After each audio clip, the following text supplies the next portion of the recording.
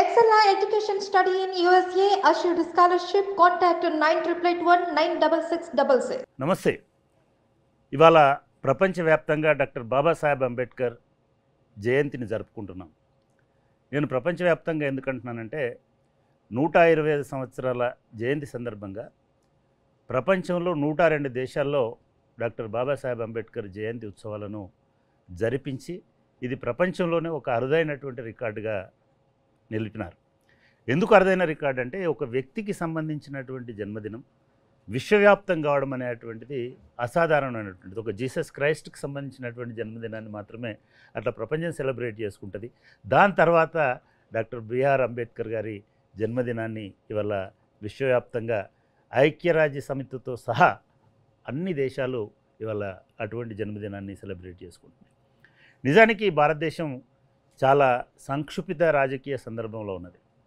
ఒకవైపు అంబేద్కర్కి సంబంధించి ప్రపంచవ్యాప్తంగా ఆదరణ రావడం, అదేవిధంగా భారతదేశంలో కూడా అనేక మందికి ఒక ఆరాధ్యుడిగా అంబేద్కర్ నిలబడడం అనేటువంటిది జరుగుతున్నటువంటి సందర్భంలోనే అంబేద్కర్ ఐడియాలజీకి, అంబేద్కర్ సిద్ధాంతాలకి, అంబేద్కర్ చూపినటువంటి దార్శనికతకి భిన్నంగా రాజకీయాలు నడుస్తున్నాయనేటువంటి ఒక అభిప్రాయం కూడా ఇవాళ మనకు వినబడతా ఉంది, కనబడతా ఉంది. ఇటువంటి సందర్భంలో దేశంలో ఉన్నటువంటి రాజకీయ నాయకులను చూస్తున్నప్పుడు ముఖ్యంగా యువకుల్లో కొంత అంబేద్కర్ పట్ల ఒక అభిమానం, అంబేద్కర్ సిద్ధాంతాల పట్ల ఒక అవగాహన, వాటిని అమలు చేయాలనేటువంటి తపన ఉన్నటువంటి నాయకులు కూడా కొంతమంది మనకు అప్పుడప్పుడు తారసపడుతున్నారు. అటువంటి వాళ్ళలో మన రాష్ట్రం నుంచి ఉన్నటువంటి నాయకులలో ముఖ్యంగా భారత రాష్ట్ర సమితి నుంచి మనకు కేటీ రామారావు గారు ప్రధానంగా కనబడతారు. Thank you sir. Thank you Raman అనాలా లేకపోతే కేటీఆర్ గారు అనాలో కానీ మీరు ఇవాళ ఈ ఇంటర్వ్యూకి రావడం, అంబేద్కర్ పట్ల మీకున్నటువంటి అవగాహన, అదేవిధంగా అంబేద్కర్ వాదం పట్ల మీకున్నటువంటి నిబద్ధత, లేదా అంబేద్కర్ భవిష్యత్తులో అంబేద్కరిజం అనేటువంటిది దేశానికి ఏ ప్రాతిపదికన ఉంటుంది అనేటువంటి విషయాలు మీతో మాట్లాడాలనుకున్నాం. Thank you for accepting this interview. మీరు ముందుగా మీకు ధన్యవాదాలు. ఎందుకంటే నిన్న మీరు కేరళలో అంబేద్కర్ జయంతికి సంబంధించిన ఒక స్మారక సభ జరుగుతూ ఉంటే దానిలో మీరు కీనోట్ స్పీకర్గా కేరళలో అక్కడ పోయినారు. సెంట్రల్ యూనివర్సిటీకి వెళ్ళాలి. తర్వాత రేపు మళ్ళీ మీరు తిరుపతికి వెళ్ళాలి. కానీ ఈరోజు ప్రత్యేకంగా కేరళ నుంచి తిరిగి హైదరాబాద్కి వచ్చి మళ్ళీ తిరిగి ఇంకో రాష్ట్రానికి వెళ్తున్నారు. సమయం మీరు తీసుకొని వచ్చినందుకు మీకు హృదయపూర్వకంగా ధన్యవాదాలు. ఇందాక మీరు చెప్పిన గొప్ప మాటలకు కూడా, ఎందుకంటే ఇవాళ నాకున్న పరిమితమైన అవగాహన కానీ, నాకున్న పరిమితమైన పరిజ్ఞానం కానీ, ముఖ్యంగా డాక్టర్ బిఆర్ అంబేద్కర్ గారికి సంబంధించి మీరు దాన్ని అంత ఉదాత్తంగా, చాలా ఉదారంగా చెప్పాలండి, నిజంగా నేను చెప్పాలంటే ఉదారంగా చెప్పినందుకు మీకు హృదయపూర్వకంగా ధన్యవాదాలు. అంబేద్కర్ అంటే ఒక దళితులకు సంబంధించినటువంటి వ్యక్తి. అంబేద్కర్ విగ్రహం అంటే దళితవాడలోనే ఉండాలి, దానికి కూడా అగ్రవర్ణాల పర్మిషన్ ఉండాలి. ఇటువంటి అన్ని ఫేస్ చేసినటువంటి సందర్భంలో సడన్గా మీ ఫోన్ వచ్చిన తర్వాత సరే మామూలుగా వేరే ఏదేదో అనుకున్నాను, కానీ మీరు ఫోన్ చేసి మనం అంబేద్కర్ గురించి ఆయన్ని స్మరించుకోవాల్సినటువంటి అవసరం ఉన్నది, మనం మాట్లాడాలా అని అన్నప్పుడు ఐ ఫెల్ట్ వెరీ హ్యాపీ. ఎందుకంటే మీకు మీరుగా అంబేద్కర్ గురించి ఆలోచించడం అనేటువంటి, అఫ్కోర్స్ నాకు తెలుసు మీరు గతంలో కూడా ఎటువంటి ఉదారంగా ఉన్నారు, ఎటువంటి విషయాల్లో మీరు ఎంత బ్రాడ్గా ఉన్నారు, ఎట్లా ఆలోచించినారో నాకు తెలుసు. కాబట్టి సరే నాకు కూడా అనిపించింది ఏంటంటే ఓకే, అంబేద్కర్ గురించి మనం మాట్లాడుకోవడం కాదు, మీలాంటి వాళ్ళతో మాట్లాడారు. యూత్ పట్ల నాకు ఒక గొప్ప గౌరవం. మీలాంటి వాళ్ళు అంబేద్కర్ని ఎట్లా అర్థం చేసుకున్నారు, ఎందుకు మీకు ఆసక్తి కలిగిందనేది నేను ముందుగాల మిమ్మల్ని అడుగుదాం అనుకున్నాను. ఎందుకు మీకు అంబేద్కర్ గారి పట్ల అటువంటి ప్రత్యేక అభిమానం ఉంది, అంబేద్కర్ అంటే ఏమిటి, మీరు ఎట్లా అర్థం చేసుకున్నారు, ఎందుకు ఈ ప్రోగ్రాం ఆలోచించారు? నేను అర్థం చేసుకున్న అంబేద్కర్ గారి గురించి నేను చెప్పగలుగుతానండి. ఎందుకంటే నేను చిన్నగా ఉన్నప్పుడు స్కూల్లో మనందరం చదువుకున్న ఒక కథ, ఒక ఏనుగు 8 మంది గుడ్డివాళ్ళు. 8 మంది గుడ్డివాళ్ళు కంటి చూపు లేని వాళ్ళని ఏనుగు చుట్టూ పంపించి ఏనుగు అంటే ఏంటి తెలుసుకునే ప్రయత్నం వాళ్ళు చేస్తారు. చేసిన తర్వాత తిరిగి వచ్చిన తర్వాత ఎట్లా కనబడ్డది, ఎట్లా అనిపించింది ఏనుగు అంటే, ఒకరేమో తోక ముట్టిన వాళ్ళేమో ఏనుగు చాలా సన్నగా పీలగా ఉందని ఒక ఆయన అంటాడు. దాని తొండం పట్టుకున్న వాళ్ళేమో అది చాలా ఇట్లా తిరుగుతూ ఉంది, ఇట్లా ఉంది, అట్లా ఉంది అని ఒకరు చెప్పినారు. ఆ చెవులు పట్టుకున్న వాళ్ళు ఇంకోటి చెప్పినారు, కాలు పట్టుకున్న వాళ్ళు స్తంభంలా ఉందని. ఇట్లా రకరకాలుగా ఆ ఏనుగు నిర్వచించిన వాళ్ళు. అట్లాగే డాక్టర్ బాబాసాహెబ్ బిఆర్ అంబేద్కర్ గురించి చాలామందికి చాలా రకాల అపోహలు ఈ దేశంలో ఉన్నాయి. అందులో మనం దాన్ని దాచినా దాగని సత్యం. ఎందుకంటే ఇప్పుడు మీరు మాట అన్నారు, అంబేద్కరు కొంతమంది నాయకుల పట్లనేమో చాలా ఉదారంగా ఈ దేశం కానీ చరిత్ర కానీ వీళ్ళు అందరి వాళ్ళు అని రాస్తారు. వీళ్ళు అందరి వాళ్ళు చాలా గొప్పవాళ్ళు, మహానుభావులు. అంబేద్కర్ గారి కాడికి వచ్చే మాత్రం డాక్టర్ బాబాసాహెబ్ అంబేద్కర్ గొప్పవాడు, దార్శనికుడు ఇవన్నీ చెప్తారు. కానీ మళ్ళీ ఫలానా కులం వాడు, ఫలానా ఒక వర్గానికి సంబంధించిన వాడు, వాళ్లకు మాత్రమే మేలు చేసిన వాడు అనే భావన కలిగించే విధంగా బయటికి చెప్పినా చెప్పకపోయినా ఒక రకమైన ప్రచారం మాత్రం లోపల అంతర్గతంగా జరుగుతూ ఉంటుంది. నాకు మొట్టమొదటి ఎక్స్పోజర్ ఏంటంటే, నేను ఎక్కువ కాలం కాన్వెంట్లో చదువుకున్నవాడిని. తర్వాత మాస్టర్స్ ఏమో పూణే యూనివర్సిటీలో చదివి తర్వాత అమెరికా పోయి తిరిగి వచ్చినాను. ఉద్యమంలోకి డైరెక్ట్గా అడుగు పెట్టడమే 2006లో ఉద్యమంలో అడుగుపెట్టినాను. ఆ సమయంలో 2004, 5, 6 ఆ టైంలో ఢిల్లీలో కేసీఆర్ గారు ఆనాడు కేంద్ర మంత్రిగా ఉండేది. ఉన్నప్పుడు మాకు చాలా టైం దొరికేది అక్కడ జయశంకర్ గారితో చాలా టైం దొరికేది. ఎందుకంటే జయశంకర్ గారు ఈజ్ మొబైల్ ఎన్సైక్లోపీడియా. ఆయన నిజంగా కూడా ఒక అద్భుతమైన మనిషి. ఎందుకంటే ఎన్నడూ ఆయన నోట్లోంచి పల్లెత్తు తప్పుడు మాట కూడా నేను వినలేదు, అన్ని గంటలు మాట్లాడినా. ఆ సమయంలో ఒక ప్రశ్న ఆయన అడిగిన నేను, సార్ ఇప్పుడు 294 మంది ఉండే శాసనసభలో మన సంఖ్య 119. ఆ 119 తెలంగాణ శాసనసభ, ఆ 119లో మళ్ళీ కాంగ్రెస్ ఉన్నది, బీజేపీ ఉన్నది, టీడీపీ ఉన్నది, మనం కేవలం 26 ఉన్నాము. 26, 294 ఎట్లయితే సార్ ఇది అని అడిగిన. ఆ రోజు ఆయన చెప్పినారు, రామును ఒక పని చేయి, అంబేద్కర్ గారు ఆర్టికల్ 3లోనే ఒక గొప్ప మాట, ఆయన చాలా దురదృష్టితో కాన్స్టిట్యూయెంట్ అసెంబ్లీ డిబేట్స్ చదువు నువ్వు అంటే. నేను కాన్స్టిట్యూయెంట్ అసెంబ్లీ డిబేట్స్ ఏంటంటే రాజ్యాంగం రూపొందించే క్రమంలో వాళ్ళందరూ కూర్చొని చాలా సంవాదం నడిచింది, రాజ్యాంగంలో ఏం పొందుపరచాలా, ఏం పెట్టాలా, ఏం పెట్టవద్దు అని. ఆ సందర్భంగా కొత్త రాష్ట్రాలకు సంబంధించి కూడా చాలా డిస్కషన్ నడిచింది, చదువు అన్నారు. అందులో కాన్స్టిట్యూయెంట్ అసెంబ్లీ డిబేట్స్లో ఒక మాట ఉంటుంది, టిరనీ ఆఫ్ ద మెజారిటీ అని. ఆ మాట వాడింది డాక్టర్ బాబాసాహెబ్ అంబేద్కర్.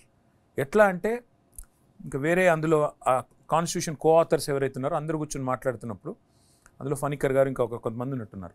వారు ఒకరేం వాదిస్తారంటే, శాసనసభ ఆమోదం ఉంటేనే కొత్త రాష్ట్రం ఏర్పడాలి, లేకపోతే కరెక్ట్ కాదు, అది వాంఛనీయం కాదు, దీనికి ఒక అంతు ఉండదు, ఎన్ని రాష్ట్రాలు అంటూ అవుతాయి మరి దేశంలో అని మాట్లాడితే, ఆ రోజు అంబేద్కర్ గారు చెప్పిన మాట ఏంటంటే, ఎప్పుడైనా కూడా పీడించబడేవాడు ఎవడైతే మైనారిటీ ఉంటాడో వాడికి మెజారిటీ సర్టిఫికెట్ ఇవ్వాలి, నో అబ్జెక్షన్ సర్టిఫికెట్ ఇవ్వాలి అంటే అందులోంచి ఎన్నడూ బయటపడలేదు. కాబట్టి కొత్త రాష్ట్రం అంటూ ఏర్పడాలి అంటే ఒక శాసనసభ కన్సెంట్ కావాలంటే అది వాంఛనీయం కాదు. This will lead to the tyranny of a majority. అంటే మెజారిటీ యొక్క నియంతృత్వం, మెజారిటీ కనుక గట్టిగా గొంతు నొక్కితే ఆ గొంతు మైనారిటీ గొంతు మూగబోయే ప్రమాదం ఉంటుందని చెప్పి దాదాపు తెలంగాణ 2014లో ఏర్పడ ముందు జరిగిన సందర్భాన్ని 1900 లేట్ 1940s ఎర్లీ 1950స్లోనే 46-47లోనే ఆయన ఆనాడు ఊహించగలిగినాడు. ఈ దేశంలో ఎలాంటి పరిస్థితులు వస్తాయని లేట్ 1940స్లో డాక్టర్ బాబాసాహెబ్ ఊహించగలిగినాడంటే ఆ మనిషి యొక్క గొప్పతనం, ఆయన ముందు చూపు, ఆయన తెలివితేటలు దాంతో చెప్పొచ్చు ఒకటి. రెండవది అవుట్ ఆఫ్ క్యూరియాసిటీ, ఆయన ఫిలాసఫీ ఏంటి అని అధ్యయనం చేసినప్పుడు కొంచెం చదువుకున్నప్పుడు బోధించు, సమీకరించు, పోరాడు, ఇది ఒక అద్భుతమైన ఫిలాసఫీ. అది నేను గమనించింది ఏంటంటే, ఇది కేసీఆర్ గారు ఆయన ఆ లైన్ తీసుకొని ఆ పందాలు పోయినారని నేను చెప్పను. కానీ అన్యాపదేశంగా ఏం జరిగిందంటే, ఇప్పుడు మీరు గమనిస్తే తెలంగాణ ఉద్యమంలో ఆనాడు జయశంకర్ గారు మాకు చెప్తుండే 3 పార్ట్స్ ఉంటాయి తెలంగాణ మూమెంట్లో కూడా. భావజాల వ్యాప్తి, సెన్సిటైజేషన్, రెండవది యాజిటేషన్, ఆందోళన పదం, మూడవది డెమోక్రటైజేషన్. ఈ 3 అంశాలు ఉంటాయని చెప్పినారు. మీరు చూస్తే రెండింటికి చాలా దగ్గరి సారూప్యం ఉంటుంది. బోధించు, సమీకరించు, పోరాడు అనేదానికి భావజాల వ్యాప్తి, ఆందోళన పదం, అదేవిధంగా అల్టిమేట్గా డెమోక్రటైజేషన్. అంటే లక్షల సంఖ్యలో ప్రజల్ని సమీకరిస్తూ వారికి తెలంగాణ రాష్ట్ర ఏర్పాటు ఆవశ్యకతను బోధిస్తూ ఎక్కడ తెలంగాణ ప్రయోజనాలకు విఘాతం కలిగినా పోరాడుతూ, ఒక రకంగా చెప్పాలంటే అంబేద్కర్ గారు ప్రవచించిన బాటలోనే తెలంగాణ ఉద్యమం నడిచింది. అల్టిమేట్గా వారు రాసిన రాజ్యాంగం ఆధారంగానే ఆర్టికల్ 3 ఆధారంగానే రాష్ట్రం కూడా ఏర్పడింది. కాబట్టి ఆనాటి నుంచే ఒక తెలియని ఆరాధనా భావం అనండి, గౌరవం అనండి, రకరకాలుగా ఎన్నో సందర్భాలు ఉంది. కానీ ప్రాక్టికల్గా ఒక విషయం కూడా చెప్పాలి మీకు, ఈ దేశంలో మాత్రం సిస్టమేటిక్గా అంబేద్కర్ గారిని కేవలం దళిత జాతికి మాత్రమే నాయకుడు, ఆయన వాళ్లకు మాత్రమే కొన్ని ఫలాలు అందించిన నాయకుడిగా ముద్ర వేసే ప్రయత్నం బలంగా జరిగింది. అంటే ఇది మొదటి నుంచి కూడా రామన్ ఒకటి ఏమైందంటే, అది కాంగ్రెస్ పార్టీ అంటే ఆయన కాంగ్రెస్ మీద పోరాడిన వ్యక్తి, కాంగ్రెస్ రాజకీయాలను ఎండగట్టిన వ్యక్తి, గాంధీ మీద పోరాడిన వ్యక్తి, గాంధీ రాజకీయాలను ఎండగట్టిన వ్యక్తి. ఆయన జీవితంలో ఒక నిప్పుల కొళ్ళిమిలోంచి నడుచుకుంటూ పోయినటువంటి. కాబట్టి చాలా కాలం వరకు కూడా ఆయనని ఒక దళిత జాతి వాడు, దళిత జాతికే పరిమితము, అంబేద్కర్ స్టాచ్యూ పెట్టాలంటే కూడా ఆ దళిత వాడ వెతికి అక్కడ పెట్టేటువంటి ధోరణి భారతదేశంలో ఉంది. కానీ నేను బహుశా మీకు తెలుసు, మీరు అమెరికాలో చదువుకున్న వాళ్ళు, అమెరికాలో న్యూయార్క్ నగరం ఉంటుంది. న్యూయార్క్ నగరంలో కొలంబియా యూనివర్సిటీ అని ఉంటుంది. కొలంబియా యూనివర్సిటీ 270 సంవత్సరాలు ఇప్పటికీ ఆ యూనివర్సిటీ పెట్టి. ఆ యూనివర్సిటీలో 110 సంవత్సరాల కింద అంబేద్కర్ పోయినాడు. అంబేద్కర్ ఒక చిన్న స్కాలర్షిప్ తోటి అక్కడికి పోయి చదువుకున్నాడు. ఇవాళ మీరు కొలంబియా యూనివర్సిటీ పోతే ఆ యూనివర్సిటీ లైబ్రరీలో ఒక స్టాచ్యూ ఉంటుంది, బస్ట్ సైజ్ స్టాప్, ఆ బుద్ధుడిలాగా అంబేద్కర్ ఉంటాడు. దాని కింద founding father of modern India అని ఉంటుంది. దళిత నాయకుడనో, అస్పృశ్యుల నాయకుడనో, ఏదో బడుగుల ఇది ఉండదు. Founding father of modern India. ఎందుకు ఈయనని founding father of modern India అన్నారు? ఏమి చేసినాడు భారతదేశానికి అంటే, నిజంగా చూస్తే ఈ భారతదేశంలో రాజకీయ నాయకులుగా 30 ఏళ్ళు, 2 తరాలు, 3 తరాలు ఉంటున్న అనేక మంది జాతీయ నాయకుల కంటే ఈ భారతదేశాన్ని ఉద్ధరించడంలో అంబేద్కర్ అంతకంటే ఎక్కువ కాంట్రిబ్యూట్ చేశారు. చిరస్మరణీయమైన చెరగని ముద్ర కాంట్రిబ్యూట్ చేశారు. మీకు తెలుసు, 1919లో ఓటు హక్కు ఎలా ఉండాలి అని తెలుసుకోవడం కోసం బ్రిటిష్ వాళ్ళు ఒక కమిటీని పంపించినారు భారతదేశానికి. 1919 నుంచి ఆ కమిటీకి ఫస్ట్ టైం 22-23 ఇయర్స్ ఏజ్లో అంబేద్కర్ ఒక రిప్రజెంటేషన్ ఇస్తాడు. మీకు గుర్తుంటే బహుశా అక్కడి నుంచి 1949లో ఇండియన్ కాన్స్టిట్యూషన్ ఫైనల్ డ్రాఫ్టింగ్ అయిపోయి 30 ఏళ్ళ తర్వాత 30 సంవత్సరాలు ఆయన ఇండియాను ఎట్లా మోడర్నైజ్ చేయాలి అనే దానికి ఉపయోగపడ్డాడు. అది ఇండియా గుర్తించలేదు, అమెరికా గుర్తించింది.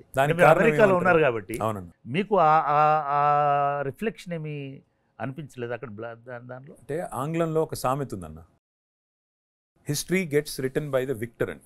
చరిత్ర ఎవరు రాస్తారు అంటే యుద్ధంలో గెలిచినవాడు రాస్తాడు అనేది సామెత. ఇప్పుడు ఏమైందంటే అంబేద్కర్ గారు చెరగని ముద్ర వేసినారు ఈ దేశం మీద.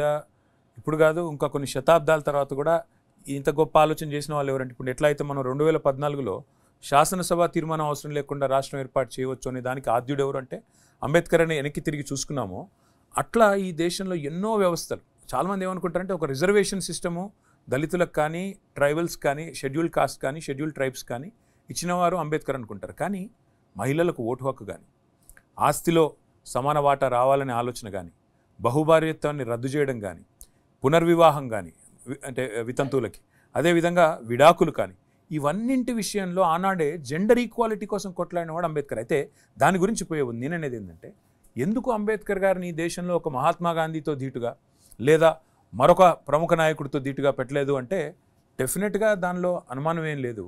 ఆనాటి నుంచి ఈనాటి వరకు ఇంత గొప్పవాడైనప్పటికీ ఈయనను, ఆయన చరిత్రను కానీ, ఆయన గొప్పతనాన్ని కానీ చెప్పేవాళ్ళు లేకపోవడమే కాకుండా తెలిసి కూడా కావాలని చిన్నగా చేసి చూపెట్టే ప్రయత్నం ఇండియాలో జరిగింది.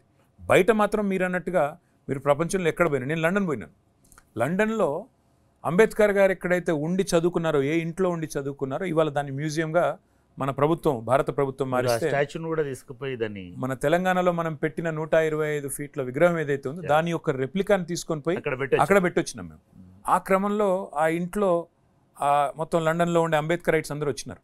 వచ్చి వాళ్ళందరూ వివరించి చెప్తున్నారు, ఇక్కడ ఉండేది ఇదే ఇంట్లో ఉండేది, ఆయన ఇక్కడ చదువుకున్నారు, ఇక్కడే ఉన్నారు అని చెప్తా ఉంటే నాకు అనిపించింది, ఇక్కడ వాళ్ళు గుర్తించిన గొప్పతనం మన వాళ్ళు మన దేశంలో మాత్రం ఇంకా కూడా వెలివేసినట్టు అంబేద్కర్ విగ్రహం పెట్టాలా అంటే మాత్రం ఇంకా కూడా ఎక్కడో ఓన్లీ ఎస్సీ కాలనీలో పెట్టాలనే ఆలోచన. అందుకే కేసీఆర్ గారు నగరం నడిబొడ్డున, సెక్రటేరియట్ పక్కన నగరం నడిబొడ్డున, అంటే ఇది మార్పు. నేననేది ఈ మార్పు రావాలి, అంబేద్కర్ గొప్పతనం సమున్నతంగా సర్వోన్నతంగా అందరికి తెలవాలనే ఒక మంచి ఉద్దేశంతో చేసింది. మనం ఒక దీనికి పేరు పెట్టాలన్నా, ఒక స్టాచ్యూ పెట్టాలన్నా, సెక్రటేరియట్కి పేరు పెట్టాలన్నా కూడా ఎవడేమనుకుంటాడో అనేటువంటి ఒక ధోరణిలో ఇదంతా కూడా ఒక రాజకీయ కుట్ర. నేను అనుకోవడం అయితే, ఆయన ఎదిగితే వాళ్ళ పార్టీలకు ప్రాతినిధ్యం ఉండదు, ప్రభావం ఉండదు, కాబట్టి వాళ్ళ తండ్రులు వాళ్ళ తాతలనే మనం లీడర్లుగా ప్రొజెక్ట్ చేయాలి, వాళ్ళే దేశ నిర్మాతలని చెప్పాలి అనేటువంటి ఒక ధోరణి దానిలో మనకి కనబడతాం. కానీ తెలంగాణ ఉద్యమంలో కూడా మీరు మీరు ఒక మంచి అనాలజీ తీసుకొచ్చినారు. మొత్తం తెలంగాణ సమాజము కదిలింది. తెలంగాణ సమాజం అంతా ఒక అద్భుతమైన పోరాటంతో అదే అంబేద్కర్ సూచించిన రాజ్యాంగం ప్రకారం నిద్రాహారాలు మాని తెలంగాణను సాధించుకుంది. కానీ ఎక్కడో ఈ పోరాడినటువంటి వాళ్ళలో, ముఖ్యంగా దళిత బహుజనులలో, ఎందుకంటే వాళ్ళే ఎక్కువ మంది మీకు ఎదురొడ్డి పోరాడినారు. 100%. మనం ఆత్మహత్యలు చేసుకున్న లిస్ట్ నేను కంపైల్ చేసినప్పుడు చాలామంది ట్రైబల్స్, దళిత్స్, ఇట్లాంటి పిల్లలు చాలామంది బ్యాక్వర్డ్ క్లాసెస్ ఉన్నారు. అంటే వాళ్ళకు ఈ రాష్ట్రం ఏర్పడడం అనేది తెలంగాణ దళితులకు, బహుజనులకు ఒక కలలాగా ఉండింది. ఒక మంచి కార్యక్రమం తీసుకున్నారు కేసీఆర్ గారు, దళిత బంధు అని. కాకపోతే దాన్ని కూడా మేము అంటే ఈ కేసీఆర్ గారు తప్పు కాదు, లేదా దళిత బంధు ద్వారా ఫలాలు అందుకున్న కొన్ని కుటుంబాలు, కొన్ని వేల కుటుంబాల తప్పు కాదు. మేము ఒక పార్టీగా ప్రభుత్వంలో ఆనాడు భాగస్వాములుగా, అధికారులుగా, కార్యకర్తలుగా, మా పార్టీ కార్యకర్తలుగా మేము ఈ పథకం యొక్క సదుద్దేశాన్ని ప్రజలకు వివరించి చెప్పడంలో మాత్రం మేము విఫలమైంది. ఎట్లా అంటారా, సమాజంలో ఎట్లాంటి మార్పులు వచ్చినాయంటే నాకేమొచ్చింది అన్న దానికంటే ఎక్కువ మీకు వచ్చిన దాని మీద నాకు ఎక్కువ కొంత అసూయ అనండి, ఇంకోటనండి, కొంత చిన్న జలసీ అనండి ఉన్నది. ఎందుకు మీ విశ్లేషణలు పోస్ట్ మార్టంలలో అసలు దళిత బంధు ఇవ్వడం వల్లనే ఓడిపోయినామనే భావన కూడా వచ్చింది. నిన్న ఒక మాట చెప్తాను మీకు. నిన్న నేను ఒక టీవీ స్టూడియోలో కూర్చుంటే దళిత బంధు గురించి ఇదే ఇప్పుడు మీకు చెప్తే నాకు ఒక తమ్ముడు ఒక ఆయన SMS పంపినాడు. తర్వాత మీరు దళిత బంధు అని పేరు పెట్టకుండా ఉపాధి బంధు అని పేరు పెట్టి చాలామందికి అందరికీ అవకాశాలు కలిగిస్తామంటే వేరే లెక్క ఉండేదని పెట్టినాడు. అంటే ఇంకా కూడా మన సమాజంలో ఈ పథకం దళితుల ఉద్ధరణ కోసమే పెట్టినప్పుడు, దళితుల ఉద్ధరణ అని ఎందుకన్నారు కేసీఆర్? ఇప్పుడు సమాజం ఒక పిరమిడ్ అనుకుంటే, ఆ పిరమిడ్లో అట్టడుగున ఇవాళ ఉన్నది దారిద్ర్య రేఖకు దిగువన ఏ ఊరికి పోయినా ఈరోజు నిజంగా ఎవరు కడు పేదరికంలో ఉన్నవాళ్ళు అంటే ఈ రోజు కూడా, ఈ నిమిషానికి కూడా భారతదేశంలోని 28 రాష్ట్రాల్లో ఏ ఊరికి వెళ్ళినా ఖచ్చితంగా దళితులే అందులో ఉంటారు. అందుకే కేసీఆర్ ఉద్దేశం ఏముందంటే let us start at the bottom of the pyramid, ఆడికెళ్ళి అంచెలంచెలుగా అన్ని వర్గాల్ని ఆకట్టుకోవాలని. కేసీఆర్ గారు ఏమనుకున్నారంటే, కేసీఆర్ గారు కొంత ఎమోషనల్ లీడర్. అవును, కొంతగా చాలా ఎమోషనల్గా అనేస్తారు, కానీ ప్రాక్టికల్గా అది ఇబ్బంది అవుతుంది అనేటువంటి విషయాలు ఆలోచించాడు. ఇట్లాంటి పథకాలని ఆలోచించేటప్పుడు దళిత బంధు కూడా అంతే ఎమోషనల్గా తీసుకున్నటువంటి నిర్ణయం, మంచి నిర్ణయం. నేనేమంటున్నానంటే ఎమోషనల్గా తీసుకోవడం అనేది హార్ట్ తోటి తీసుకునేటువంటి, నువ్వు ఆలోచించి లెక్కలేసుకొని తీసుకునేది నువ్వు క్యాలిక్యులేషన్ తోటి చేసుకుని. నేను అనుకోవడం అట్లా తీసుకొని నష్టపోయినామనే భావన ఏమన్నా వచ్చింది అనుకో. నేను ఏమన్నా అంటే KCR is a dreamer. KCR ఆయన ఒక స్వాప్నికుడు. డేర్ టు డ్రీమ్ బిగ్ అంటారు కదా, మార్టిన్ లూథర్ కింగ్ చెప్పినట్టు ఐ హ్యావ్ ఎ డ్రీమ్ అనే అద్భుతమైన స్పీచ్ ఉంటుంది. అట్లా కేసీఆర్ గారు కొన్ని అసాధారణమైన, అసాధ్యమైన అనుకునేటివి కూడా కొన్ని కళలు ఆయన అట్లా ఊహిస్తుంటాడు. ఆయన కల్పన కొద్దిగా పెద్దగా ఉంటుంది. ఏం చేసినా కూడా తెలంగాణ రాష్ట్రంలో ఎగ్జాక్ట్లీ తెలంగాణ రాష్ట్ర సాధన అనండి, లేకపోతే భారత రాష్ట్ర సమితి అని పెట్టిన, భారతదేశంలో కూడా మనం అంటూ మన ప్రభావాన్ని చూపెట్టాలని ఆలోచించిన, he dreams big, he can't think small. KCR గారితో ప్రాబ్లం ఏంటంటే he can't think small. So ఆయన దళిత జాతి ఉద్ధరణ కోసం కూడా మీటింగ్ అని పెట్టి ఎమ్మెల్యేస్ అందరితో మీటింగ్ పెట్టినారు. మొత్తం అన్ని పార్టీల ఎమ్మెల్యేలు వచ్చినారు, బట్టి విక్రమార్క గారు, ఇంకా చాలా మంది పెద్దలు వచ్చినారు, మోత్పల్లి నరసింహులు గారు వచ్చినారు, ఇంకా చాలా మంది బయటకు వచ్చి పోయినారు కూడా, చాలా మంది పోయారు. అయితే ఆ మీటింగ్లో కూడా మా పార్టీ ఎమ్మెల్యేలు ఉన్నారు, అన్ని పార్టీల ఎమ్మెల్యేలు ఉన్నారు, అన్ని పార్టీల నాయకులు ఉన్నారు. వాళ్ళందరూ సార్ ఏం చేద్దాం, దళిత బంధు అంటే దళితుల కోసం స్పెషల్గా ఏం ప్రోగ్రామ్ తెద్దాం, ఒకటి అప్పటికే SC/ST సబ్ ప్లాన్ వచ్చింది, ఇంకోటి వచ్చింది, కానీ ఇంకా ఏం చేద్దాం అని పిలిస్తే ఎవరు కూడా సార్ ఏం లేదు, ఒక కుటుంబానికి ఒక 2 లక్షల రూపాయలు చొప్పున మనం ఒక కార్పొరేషన్ లోన్ ఇద్దాం, ఇట్లే మాట్లాడుతున్నారు తప్ప అంతకంటే ఎక్కువ చెప్పట్లేదు. చివరికి ఆయననే సమ్అప్ చేసి ఏమన్నాడంటే ఇట్లా కాదు, సరే ఏదేమైనప్పుడు మీరు అన్నారు emotional response, is a emotional man. ఆయన రెస్పాన్సెస్ కానీ ఆయన ఆలోచనలు కానీ ఇమోషనల్ నుంచే వస్తాయి. కాబట్టి ఆయన టగమని అన్నది ఏంటంటే ఒక కుటుంబం, ఒక తరం మీరు కనుక వాళ్ళను ఒక్కసారి ఆ పావర్టీలోంచి బయటికి తీసుకురాగలిగితే, ఎందుకంటే ఆయన ఒక ఎగ్జాంపుల్ కూడా చెప్పినారు మాకు, మందరిని కూర్చోబెట్టి చెప్పినారు లెజిస్లేచర్ పార్టీని. ఇప్పుడు ఒక వ్యాపారస్తుల కుటుంబమే అనుకోండి, వాళ్ళ చేతిలో 10 లక్షల రూపాయలు పెడితే 10 లక్షలను పునరుత్పత్తి చేసి 20 లక్షలు ఎట్లా చేయాలో వారికి ఎవరు చెప్పే అవసరం లేదు, వాళ్ళకి అట్లా అలవాటు తరతరాలుగా వచ్చింది. కానీ దళిత జాతికి కూడా, దళితుల్లో కూడా మనం ఈ ఆలోచన విధానాన్ని మార్చాలి, ఎంతో కొంత ఈ పెట్టుబడితో ప్రేరణ కల్పించి ఒక్కసారి వాళ్ళని ఆ సోషల్ స్ట్రాటాలో ఎక్కడైతే ఉన్నారో నెక్స్ట్ లెవెల్కి తీసుకుపోవాలనేది ఆయన ఎజెండా. నేను ఇందాక అన్నట్టు ఇక ఆయన ఒక స్వాప్నికుడు. ఆయనకి ఏంటంటే ఇట్లాంటి అసాధారణమైన కళలు కంప్లీట్గా బూమరాంగ్ అయిపోయి దళితుల పట్ల వ్యతిరేకత రావడానికి కూడా కారణమైంది. బూమెరాంగ్ అనను కానీ ఒకటి మాత్రం జరిగింది, దీన్ని వాడుకున్న కాడ కొన్ని కొన్ని చోట్ల అద్భుతాలు మేము క్రియేట్ చేయగలం. ఉదాహరణకి నా నియోజకవర్గంలో నేను నా కళ్ళతో నేను చూసినవి, నేను ఇనాగరేట్ చేసిన కాబట్టి చెప్తాను. 9 మంది దళిత సోదరులు మా దగ్గర, మా పదిరా అనే ఊరు ఉంటుంది, ఎల్లారెడ్డిపేట మండలం పదిరా అనే ఊరు. 9 మంది కలిసి ఒక పెట్రోల్ బంక్ పెట్టుకున్నారు. 3 దళిత సోదరులు రంగంపేట అనే ఊరు, వీర్నపల్లి మండలం, నా కాన్స్టిట్యున్సీలో. వాళ్ళు 3 కలిసి 30 లక్షల రూపాయలు దళిత బంధులో వస్తే విజయలక్ష్మి ఇండస్ట్రీస్ అని పెట్టుకొని 3 కోట్ల రూపాయల రైస్ మిల్ వాళ్ళు పెట్టినారు బ్యాంక్ సహకారంతో, 30 లక్షల ప్రేరణతో. ఇంకొక కుటుంబం ఒకటి సార్ ఎట్లుంటుంది అంటే, అందరం పస్తులున్న పర్వాలేదు, కానీ ఒక్కడికో కొంతమందికో మాత్రం ఫుడ్ దొరికితే మాత్రం ఈక్వల్ సాటిస్ఫాక్షన్ అని ఉండాలి, ఈక్వల్ డిస్సాటిస్ఫాక్షన్ ఉండాలి. ఈక్వల్ డిస్సాటిస్ఫాక్షన్ భరిస్తారు కానీ అవును, ఒక పార్షియల్ సాటిస్ఫాక్షన్ భరించలేదు. అది మాత్రం అది మేము గ్రహించలేకపోయింది. అంటే ఏంటి మీరు నేర్చుకున్న లెసన్స్ ఏమున్నాయి దీంట్లో? అంటే మీ పరిపాలనలో ఒక 3-4 ఇష్యూస్ నేను చెప్పదలుచుకున్నాను. ఒకటి, అఫ్ కోర్స్ నేను part of first draft of ఇది నేను చూసినాను కాబట్టి, ఒకటి 3 ఎకరాలు అనేటిది చాలా పెద్ద డ్రీమ్. అది అసలు 3 ఎకరాలు ప్రతి దళితుడికి వచ్చుంటే అసలు ఈ దేశంలో విప్లవాత్మకమైనటువంటిది అయ్యేటిది. అదొకటి. సరే ఫైన్, అప్పుడు చాలామంది మీ శాసనసభ్యులతో సహా అందరు కూడా ఒక్కళ్ళు ఇస్తే ముఖ్యమంత్రి రాకూడదు. నేనైతే కేసీఆర్ గారికి చెప్పింది ఏంటంటే, మీరు ముఖ్యమంత్రి ఇవ్వడం ఏంది, ముఖ్యమంత్రి కావాలి, మేము ఎవరైనా ఒక దళితుడు ముఖ్యమంత్రి కావాలి, అంతేగాని మీరు నామినేట్ చేసి ఒక ముఖ్యమంత్రిని పెడతా అంటే ఒక పాలేరు పెట్టినట్టే ఉంటుంది. ఐ మీన్ అట్లా కాదు, ఎంపవర్ అవ్వాలి, ఎంపవర్ అయ్యి వాళ్ళ లోపల ఇది రావాలి, అట్లా ముఖ్యమంత్రి అయితే పర్వాలి. రెండవది, అప్పుడు తెలంగాణ ఏర్పడిన కొత్తలో చాలా ఆంధ్ర రాజకీయ శక్తులు, నేనైతే 10 ఏళ్ళు పోరాడిన ఆంధ్ర రాజకీయ శక్తి, టీవీలలోనే యుద్ధం చేసిన, వాళ్ళు ఏడికెళ్ళి లేపుకోపోతారో తెలియదు కాబట్టి ఒక స్ట్రాంగ్ లీడర్షిప్లో ఉండాలనేటువంటిది అది రెండవది. మూడవది, చాలా సిగ్నిఫికెంట్ కాంట్రిబ్యూషన్గా మనకు కనబడుతున్నది, దళిత బంధు కంటే కూడా ఎక్కువ మీరు కాంట్రిబ్యూట్ చేసింది ఏంటంటే, రెసిడెన్షియల్ స్కూల్స్ని అసలు అనూహ్యంగా 120, 110 నుంచి 1100 దాకా 1005 రెసిడెన్షియల్ స్కూల్స్, 22 ఆ కాంట్రిబ్యూషన్లో తీసుకున్న చొరవ కానీ, లేదా దాన్ని ఎజెండాలోకి తీసుకురావడానికి మీకు ప్రేరణ కలిగించిన అంశాలు ఏంటి? ఒక్కటే, కేసీఆర్ గారికి ఆయనకి ఈ ఆలోచన కొత్తది కాదు. ఆయన నాకు ఒక్కసారి కాదు, నాకు ఈ మాట కనీసం ఒక 1000 సార్లు చెప్పింటారు, వ్యక్తిగత సంభాషణలు చెప్పింటారు, మా పార్టీ మీటింగ్లో చెప్పింటారు. ఆయన ఒక మాట ఏమంటారంటే పదే పదే, ఇప్పుడు మా ఊర్లో కేసీఆర్ గారు ఎందుకంటే గ్రామీణ నేపథ్యంలో పెరిగిన వ్యక్తి, చింతమడకలో పెరిగిన వ్యక్తి. మా ఊర్లో ఉండే ఒక దళిత సోదరుడు, ఒక ఎల్లయ్య అనే సోదరుడి కొడుకుకి నా కొడుకుకి తేడా ఏంటి? నువ్వు చదువుకున్నావు, నీకు అవకాశాలు నేను కల్పించినాను, నువ్వు తర్వాత హైదరాబాద్లో చదువుకున్నావు, ఆ తర్వాత అదృష్టం బాగుండి నేను కొంత పెట్టుబడి పెట్టగలను కాబట్టి అమెరికాకు పోయినావు, తర్వాత నీ ఉద్యోగం సంపాదించుకున్నావు, ఇలా నీ కాలం మీద నిలబడ్డావు. అదే ఎల్లయ్య కొడుకు మళ్ళీ తిరిగి ఎందుకంటే ఆయన అవకాశాలు కల్పించలేకపోయినాడు కాబట్టి ఇలా పోయి మళ్ళీ ఒక పొలంలో వ్యవసాయ కూలీగానో లేకపోతే వ్యవసాయమో చేసుకుంటూ బతుకుతున్నాడు.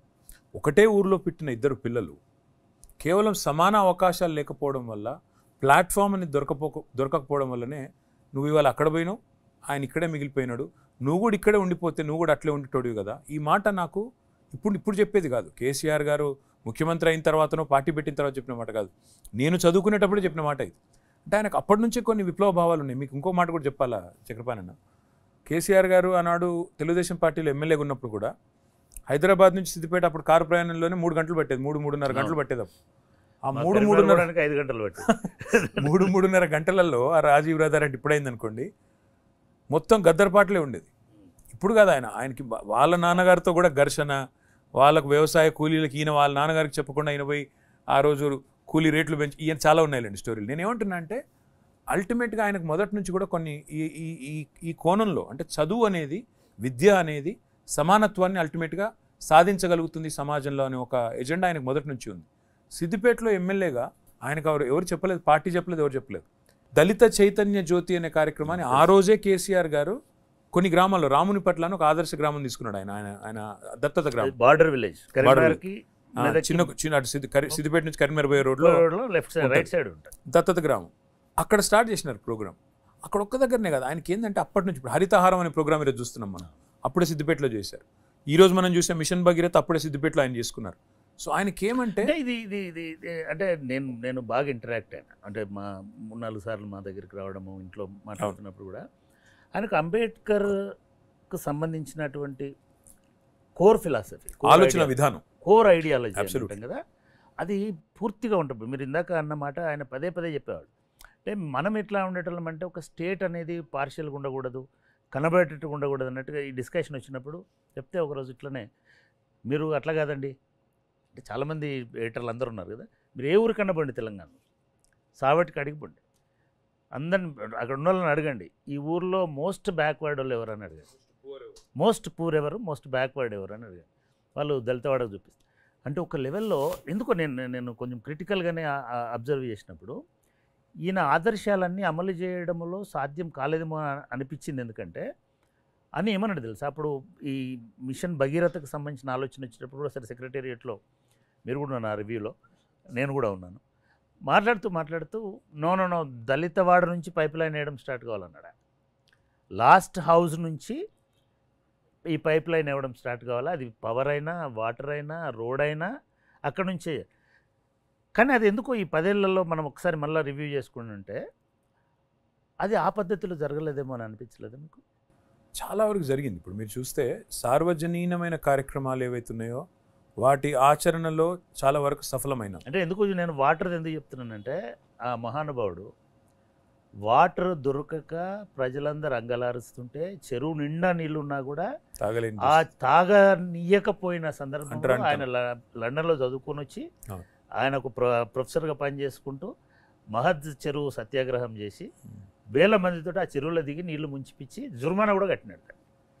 అంటే అదొక లిబరలైజేషన్, దానికి వాటర్ ఇంటికి గొప్ప విప్లవం, అదొక గొప్ప తిరుగుబాటు. కానీ మనం మిషన్ భగీరథలో వాటర్ ఇవ్వడం అనేది ఒక గొప్ప విప్లవం. 100%. అది కూడా నువ్వు ఎక్కడ స్టార్ట్ చేయాలో చెప్పి మళ్ళీ అందరూ ఒకటే వాటర్ తాగాలి, అందరూ ఒకే రకమైన వాటర్ తాగాలి, ఒకే రకమైన సిస్టమ్ వాడాలి అనేది ఒక రకమైన సమానత్వాన్ని. మళ్ళీ ఇప్పుడు అంబేద్కర్ గారు చెప్పింది కూడా అదే కదా, లిబర్టీ కంటే కూడా స్వేచ్ఛ కంటే ముఖ్యం సమానత్వం, ఈక్వాలిటీ. సో అదే లైన్లో మనం తీసుకున్న చాలా కార్యక్రమాల్లో కూడా ప్రాతిపదిక. ఇప్పుడు మీరు అన్న గురుకుల పాఠశాలలు 1022 గురుకుల పాఠశాలలు, అందులో కూడా ఒక ఇంట్రెస్టింగ్ స్టోరీ చెప్పాలి మీకు. కేసీఆర్ గారు ఉద్యమ టైంలో ఒక మాట అనేది, ఒక మండలంలో ఉండే ఆయన ఇంటర్వ్యూలు ఉంటాయి పాత, మీరు కావాలంటే నేనే చేసిన కామన్ రెసిడెన్షియల్ ఉంటుంది, నా కొడుకు నా మనమడు ఒకటే దగ్గర చదవాలన్నాడు. ప్రభుత్వం ఎగ్జాక్ట్లీ ప్రభుత్వం వచ్చిన కొత్తల ఆలోచన అదే చేసినాం. చేసిన తర్వాత అప్పటికే 110 స్కూల్స్ ఉన్నాయి, 110 స్కూల్స్ స్టేట్లో అప్పటికే కొన్ని ఉన్నాయి. నెక్స్ట్ లెవెల్కి తీసుకెళ్లాలా, మండలానికి ఒక అద్భుతమైన రెసిడెన్షియల్ పాఠశాల పెట్టాలి. మండలాలు కూడా 1040 మండలాలే ఉన్నట్టున్నాయి, ఇప్పుడు 540, ఇప్పుడు 540. సో అట్లా చూసినప్పుడు మండలానికి ఒకటి పెట్టి అందులో అందరు పిల్లలు రావాలి, ఆ పిల్లల మధ్యన ఒక ఇంటరాక్షన్ రావాలి, వచ్చి ఆయన ఆలోచనలేమో అంత ఎందుకో చేయలేకపోయినారు. అది చేయలేకపోయినాం. అది చేయలేక అల్టిమేట్గా మళ్ళీ అంటే మళ్ళీ కాస్ట్ పేరుతోటే బడ్జెటింగ్లో ఇంకోటి ఉండే సమస్యలు, ప్లస్ గవర్నమెంట్లో ఏ డిపార్ట్మెంట్కి ఎంత కేటాయించాలనే కొంత ఒక ఆలోచన. దానివల్ల ఏమైందంటే చివరికి సరే ఉన్న స్కూల్స్ ఉన్నాయి కదా, స్కూల్స్ అయితే పెంచేయండి, 10 రెట్లు పెంచండి అని చెప్పి 110 ఉన్న స్కూల్స్ని 1022 స్కూల్స్కి తీసుకొని పోయినాము. 1005 రెసిడెన్షియల్ పాఠశాలలు అయినాయి, 85 డిగ్రీ కాలేజీలు అయినాయి. అల్టిమేట్గా ఈరోజు అన్నిటికన్నా గొప్ప సంతృప్తినిచ్చేది ఏంటంటే ఆర్ఎస్ ప్రవీణ్ కుమార్ లాంటి ఒక ఆఫీసరు, ఆయన చాలా ఈ విషయంలో మాత్రం బాగా పనిచేసిన వ్యక్తి, ఏది స్కూల్స్ కాడికి చాలా బ్రహ్మాండంగా పనిచేసిన వ్యక్తి. అట్లాంటి ఆఫీసర్ను కూడా తప్పించాలని చెప్పి కూడా కేసీఆర్ గారి మీద చాలామంది అడ్వైజులు ఇచ్చిన వాళ్ళు కూడా ఉన్నారు. ఎందుకంటే ఆయనకి రాజకీయ ఎజెండా ఉంది, ఆయనను తప్పించండి, ట్రాన్స్ఫర్ చేయండి అంటే కూడా పర్వాలేదు, ఏ ఎజెండా ఉన్నా పర్వాలేదు, పని అయితే బాగా చేస్తున్నారు, ఆయన తప్పించవద్దని చెప్పి కేసీఆర్ గారు గట్టిగా పెట్టినారు. అల్టిమేట్గా సంతృప్తినిచ్చేది ఏంటంటే ఆ సిస్టంలోంచి వచ్చిన పిల్లలు, ఆ గురుకులాల్లోంచి వచ్చిన పిల్లలు ఈరోజు ఐఐటీలు, ఐఐఎంలు, నీట్లో సీట్లు, అద్భుతమైన పర్ఫార్మెన్స్ చూపెడుతుంటే అంతర్జాతీయ వేదికల మీద కూడా వాళ్ళు తలుక్కుమని మెరుస్తుంటే నిజంగా ఎక్కడో కొంత సంతోషం అయితే ఉంటుంది, ఇది మంచి సిస్టంలోంచి వచ్చిన పిల్లలు. రెండోది ఏంటంటే ఓవర్సీస్ స్కాలర్షిప్లు. ఇవాళ 9,500 ఓవర్సీస్ స్కాలర్షిప్లు 20 లక్షల రూపాయలు ఇచ్చి పిల్లలు చదువుకుంటానంటే జ్యోతిబా ఫూలే పేరిట, అంబేద్కర్ గారి పేరిట, అదేవిధంగా మౌలానా అబుల్ కలాం ఆజాద్ పేరిట, ముఖ్యంగా SC ST BC minority and అగ్రవర్ణాల్లో ఉండే పేద పిల్లలు కూడా, వీళ్ళందరికీ కూడా దాదాపుగా 9,500 మందికి అవకాశాలు వచ్చి ఈరోజు విదేశాల్లో కూడా విద్యను అభ్యసిస్తున్న పరిస్థితి. ఎందుకంటే మీరు అంబేద్కర్ గారి గురించి చెప్పారు కాబట్టి, ఆయన వెళ్ళి కొలంబియాలో చదువుకున్నా, ఆయన వెళ్ళి లండన్లో అక్కడ చదువుకున్నా, అల్టిమేట్గా ప్రపంచ ఎక్స్పోజర్ వస్తేనే విశ్వమానవుడు కాగలిగినారు అంబేద్కర్ గారు. కాబట్టి ఇట్లాంటి విశ్వమానవులు అంతటి ఐడియాలజీతో ఉండే పిల్లలు కొంతమంది తయారైన ఈ సిస్టమ్ నుంచి. మీకు ఐడియా ఉందా ఎంతమందిని మీరు అట్లా ఫారిన్ పంపించారు? ఇప్పుడు 9,500 మీరు చెప్పుకోవడంలో విఫలమైన 100%. ఆ 9,500 మందిని పిల్లలు బ్రాండ్ అంబాసిడర్లు, గొప్ప బ్రాండ్ అంబాసిడర్లు. దానికి కానీ దురదృష్టం ఏంటంటే ఆ పిల్లలందరూ ప్రపంచవ్యాప్తంగా ఉన్నారు. వాళ్ళ ద్వారా కనీసం బ్యాక్ హోమ్ ఇంత అద్భుతం జరిగింది నేను అనుకోవడం ఏంటంటే బీఆర్ఎస్ పార్టీ కేసీఆర్ గారు ఈవెన్ కేటీఆర్ గారు కూడా మేము చాలా చేస్తున్నాం కాబట్టి ప్రజలు వాళ్ళ ఇష్టం వాళ్ళే గెలిపించుకుంటారు మమ్మల్ని అనుకొని నిజంగా కూడా వాళ్ళ సోషల్ ఏజెండా ఏమిటి అనేది సరిగ్గా ఆవిష్కరించుకోవడంలో విఫలమైనారని నేను అనుకుంటున్నాను.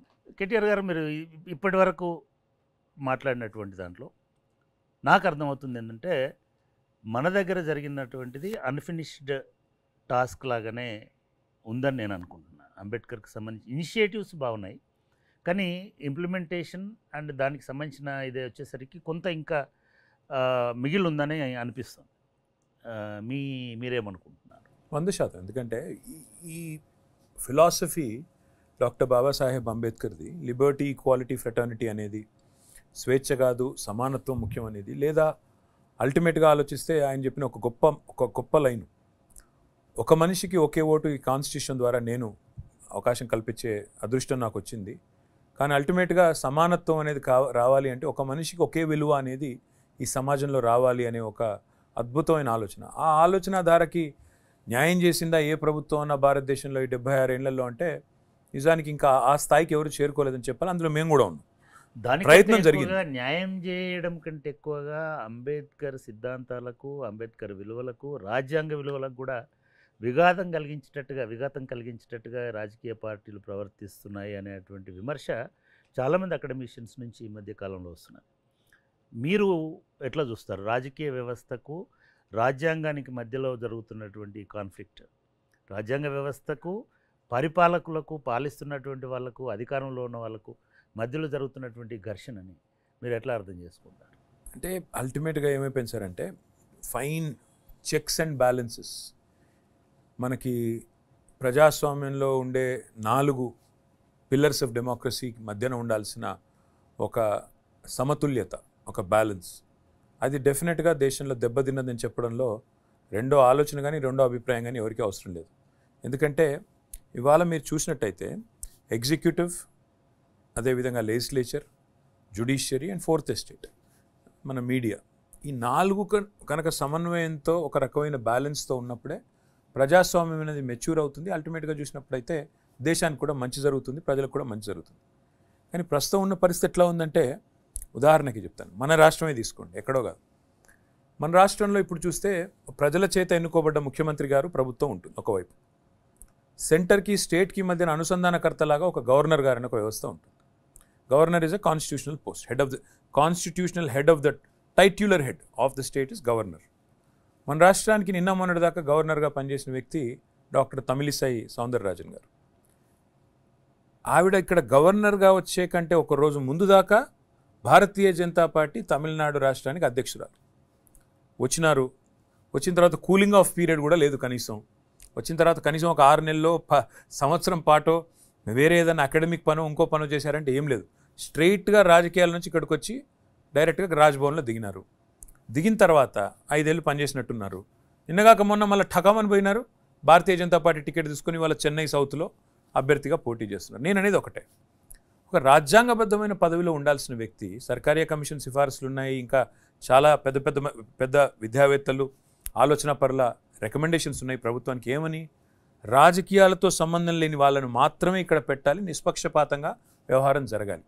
కానీ ఇవాళ గవర్నర్ వ్యవస్థ కాంప్రమైజ్ అయ్యింది. స్పీకర్లు ఉన్నారు. స్పీకర్ కూడా ఒక్కసారి ఆ పొజిషన్కి ఎన్నికైన తర్వాత రాజకీయాలకు అతీతంగా వ్యవహారం చేయాలి. కానీ ఇవాళ పరిస్థితుల్లో దేశం మంచి ఇష్యూ. ఎందుకంటే నేను ఇంట్రొడక్షన్లో ముందుగా చెప్పినట్టుగా యువ నాయకత్వం అనేది రేపు భవిష్యత్తులో రాజకీయాల ఈ డిస్కోర్స్ని మార్చాల్సినటువంటి అవసరం. విలువలతో కూడినటువంటి రాజకీయాలకు తీసుకురావాలి. ఇవాళ మనం ఒక తమిళసైనే అనక్కర్లేదు.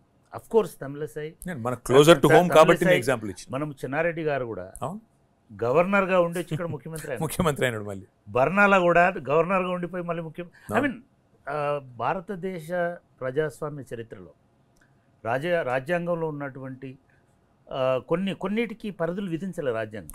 నేను అనేది అదే ఎగ్జాక్ట్లీ. ఇప్పుడు అమెరికాలో చూస్తే మీరు ఒక మాట ఇందాక మాట్లాడుతూ అన్నారు, సోమనాథ్ చటర్జీ గారు ఇందాక మనం ప్రైవేట్గా మాట్లాడుకుంటున్నప్పుడు 11 సార్లు పార్లమెంట్ సభ్యుడైనాడు సోమనాథ్ చటర్జీ గారు. టర్మ్ లిమిట్స్ అనేది లేకపోతే ఎగ్జాక్ట్లీ 2 సార్ల కంటే ఎక్కువ ప్రెసిడెంట్ కూడా కావడానికి అవకాశం లేదు.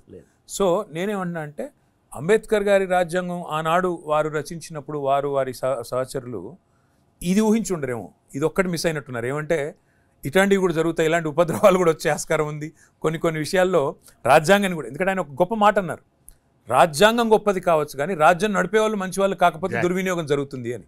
రాజ్యాంగం చెడ్డదైనా రాజ్యం నడిపే వాళ్ళు ఒకవేళ మంచి వాళ్ళు అయితే దాన్ని సద్వినియోగం కూడా చేసుకోవచ్చు. అంబేద్కర్ అలవాటు చేసుకుంది, ఆయన చదివింది, ఆయన అధ్యయనం, ఆయన చెప్పిందంతా కూడా సమాజం ఒక విలువలతో ఉంటుంది అనేటువంటి ఉద్దేశం, ఒక విశ్వాసంతో చెప్పినాడు.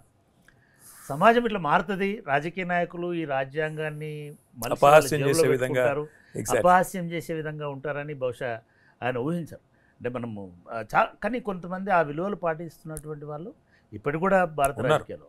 అంటే మీరు ఇటువంటి పరిస్థితులు రాకుండా ఉండాలంటే, అంటే ఒక పొలిటికల్ పార్టీకి వల్ల మీరు అధికారంలో ఉండొచ్చు లేకపోవచ్చు, కానీ రేపు డెఫినెట్గా మీలాంటి వాళ్ళ ఆలోచన భారతదేశంలో భవిష్యత్ రాజ్యాంగ పరిరక్షణకు సంబంధించి ఇటువంటి దాన్ని మనం ఎట్లా దాన్ని ఒక నియమ రూపంలోకి లేకపోతే ఒక నిబంధనల రూపంలోకి తీసుకురావడానికి అవకాశం ఉంటుంది. Sir, India is a representative democracy, it's a parliamentary democracy. Parliamentary ప్రజాస్వామ్య వ్యవస్థలో ఇవాళ మందబలంతో కొంతమంది మనల్ని శాసించే ప్రయత్నం చేస్తున్నారు. వాళ్ళు ఏం జరుగుతుంది దేశంలో చాలా విచిత్రంగా అనిపిస్తుంది. అప్పుడప్పుడు ఆలోచిస్తే, నేను పుట్టింది 1976లో. నేను పెరుగుతున్నప్పుడు, నేను స్కూల్లో ఉన్నప్పుడు ఈ ఫ్యామిలీ ప్లానింగ్ అనేది ఒక గొప్ప స్లోగన్గా ఉండేది. ఎర్లీ 80s, లేట్ 80s కూడా. అప్పుడు ఒకటి అది కూడా వచ్చేది టీవీలో యాడ్, మాకిద్దరు మేమిద్దరు మాకిద్దరు, ఇద్దరు పిల్లల కంటే ఎక్కువ కనొద్దు అనేది పెద్ద స్లోగను. అది ప్రభుత్వమే నడిపేది. నేను కూడా కొన్ని క్విజ్ పోటీలో కూడా పాల్గొన్నా. Family planning association of India అని ఒక సంస్థ ఉంటుంది, దాని క్విజ్ పోటీలో కూడా నేను కూడా పాల్గొని ప్రైజులు కూడా గెలుచుకున్నాను నేను. సో ఆనాడు ఒక స్లోగన్, అట్లా అందమైన స్లోగన్ ఉండేది. ఆ స్లోగన్ని ఆచరించి అనుసరించి చక్కగా విజయవంతం చేసిన రాష్ట్రాలు దక్షిణాది రాష్ట్రాలు. కేరళ కావచ్చు, తమిళనాడు కావచ్చు, ఆనాడు ఆంధ్రప్రదేశ్ కావచ్చు, కర్ణాటక కావచ్చు, ఇవన్నీ విజయవంతంగా పాపులేషన్ కంట్రోల్ అనేది చేయడంలో ఆనాడు ప్రజలు కూడా ప్రభుత్వం ఇచ్చిన డైరెక్షన్ పాటించి చిన్న కుటుంబమే మేలు అనే ఒక ఆలోచన అనుగుణంగా ముందుకు పోయినారు. ఇప్పుడు ఏం జరుగుతోంది మరి దాని ఫలితంగా పర్యవసానంగా? ఇవాళ కొత్తగా 2026లో డీలిమిటేషన్ జరగాల. పార్లమెంటు సీట్లు, అదేవిధంగా రాష్ట్రాల శాసనసభ సీట్లు కూడా నాకు తెలిసి పునర్విభజన జరుగుతుంది. పునర్విభజన జరిగినప్పుడు ఏ రాష్ట్రాలైతే ఆనాడు కేంద్ర ప్రభుత్వం ఇచ్చిన గైడ్లైన్స్, రాష్ట్ర ప్రభుత్వాలు ఇచ్చిన ఆదేశాలు, లేదా దేశ విశాల ప్రయోజనాల దృష్ట్యా ఆలోచించి చిన్న కుటుంబమే మేలనుకున్నారో వాళ్ళకేమో ఇలా సీట్లు కోతబడేటట్టుంది. అంటే ఈ మందబలంతో శాసించాలి అనుకునే ఒక వాతావరణం ఉన్న నేపథ్యంలో ఇవాళ ఎవరైతే ఆనాడు దేశ హితానికి వ్యతిరేకంగా పనిచేసినారో వాళ్ళనేమో రేపు సీట్లు పెంచి ఎక్కువ సీట్లు తీసుకొచ్చి వాళ్ళనేమో పార్లమెంట్లో కూర్చోబెట్టి, ఎవరైతే దేశ హితానికి అనుగుణంగా పనిచేశారో, దేశం కోసం ఆలోచన చేసినారో వాళ్ళని పనిష్ చేసే పరిస్థితి వస్తే రాజ్యాంగం అనేది నిజంగా కూడా డేంజర్లో పడుతుంది. ఎందుకంటే దేశమే ప్రమాదంలో పడుతుంది. డాక్టర్ బిఆర్ అంబేద్కర్ గారు, దేశ సమగ్రత కూడా ప్రమాదంలో పడుతుంది. ఎగ్జాక్ట్లీ. డాక్టర్ బాబాసాహెబ్ అంబేద్కర్ గారు ఈ రాష్ట్రాల విభజన, పునర్విభజన అనేటువంటి ఇది వచ్చినప్పుడు ఆయన భాషా ప్రయుక్త రాష్ట్రాలను వ్యతిరేకించినాడు. ఒక రాష్ట్రానికి ఒక భాష ఉండొచ్చు కానీ ఒక భాష ఉన్న వాళ్ళందరికీ ఒకటే రాష్ట్రం ఉండాలనేది లేదు అనేది ఎగ్జాక్ట్లీ అని ఆయన UP example, Bihar example, Madhya Pradesh example చెప్పినాడు. హిందీ వాళ్ళందరూ మాట్లాడేది ఒకటే రాష్ట్రం ఉండక్కర్లేదు. యూపీని 5 భాగాలు చేయమని చెప్పినాడు, బీహార్ని 3 భాగాలు చేయమని చెప్పినాడు, మధ్యప్రదేశ్ని 2 భాగాలు చేయమని చెప్పినాడు. అంటే ఇట్లా చేయకపోతే పొలిటికల్గా మొనోపలి పెరుగుతుంది, హెజమనీ పెరుగుతుంది. పెరిగి దక్షిణాది రాష్ట్రాలకి మనం దూరం అవుతాము. దక్షిణాది రాష్ట్రాలు భాషా ప్రయుక్త రాష్ట్రాలుగా విడిపోయి ఉంటాయి. కాబట్టి ఫ్యూచర్లో ఈ ప్రమాదం వస్తుందని ఆయన 50 సంవత్సరాలు 70 సంవత్సరాల కింద ఈ హెచ్చరిక చేసినారు. ఇవాళ ఈ పునర్విభజనలో కరెక్ట్గా అది రిఫ్లెక్ట్ కాబోతుంది. 100% జరుగుతుంది. మీరు అమెరికాను చూస్తే చక్రపాణి అన్న, అక్కడ ఉండేది 50 రాష్ట్రాలు, కానీ అక్కడ వాళ్ళ సిస్టమ్ ఏంటి? వాళ్ళది ప్రెసిడెన్షియల్ డెమోక్రసీ, పార్లమెంటరీ డెమోక్రసీ కాదు. అక్కడ ఏం చేసినారు? సెనెట్లో రాష్ట్రం చిన్నదైనా పెద్దదైనా 2 సెనేటర్లు ఉంటారు. 50x2 100 మంది సెనేటర్లు ఉంటారు. తద్వారా రాష్ట్రం చిన్నదైనా పెద్దదైనా, ఉత్తరప్రదేశ్ అయినా, గోవా అయినా, లేదా బీహార్ అయినా, తెలంగాణ అయినా, ప్రయోజనాలు మాత్రం రాష్ట్ర విశాల ప్రయోజనాలు, రాష్ట్రం యొక్క ఇంట్రెస్ట్ ప్రొటెక్ట్ చేసే విషయంలో ఈక్వల్ వాయిస్ ఉంటుంది. ఇప్పుడు అంబేద్కర్ గారు అన్నారు కదా ఒక మాట, ప్రతిపాదన తీసుకొచ్చారు. అంబేద్కర్ గారు అంటున్న మాట ఒకటి, అంబేద్కర్ గారు చెప్పిన మాట, ఒక మనిషికి ఒక ఓటు అనే మాట నన్ను అడిగితే, ఇప్పుడు దేశంలో రాష్ట్రాల సైజుతో నిమిత్తం లేకుండా రాష్ట్రాల యొక్క గొంతు పార్లమెంట్లో వినబడాలి, ప్రతి రాష్ట్రం యొక్క ప్రయోజనాలు కాపాడబడాలి అంటే మాత్రం మనం డెఫినెట్గా ఆలోచన చేయాల్సిన అవసరం అయితే ఉంది ఈ నిమిషానికి. రెండోది, రేపు నిజంగానే ఈ కేంద్ర ప్రభుత్వం ముఖ్యంగా బీజేపీ వాళ్ళ ఆలోచన ఎట్లా ఉందంటే, వాళ్ళ ప్రాబల్యం మొత్తం కూడా ఉత్తరాదిలోనే ఉంది. దక్షిణాదిలో బీజేపీకి పెద్ద ప్రాబల్యం లేదు. ఏదో అక్కడో ఇక్కడో ఫ్లాష్ ఇన్ ద ప్యాన్ లాగా 4 సీట్లు గెలిచిండొచ్చు, కానీ ఒక పునాది అయితే లేదు. ఇక్కడ బలమైన క్యాడర్ కానీ నిర్మాణం కానీ లేదు.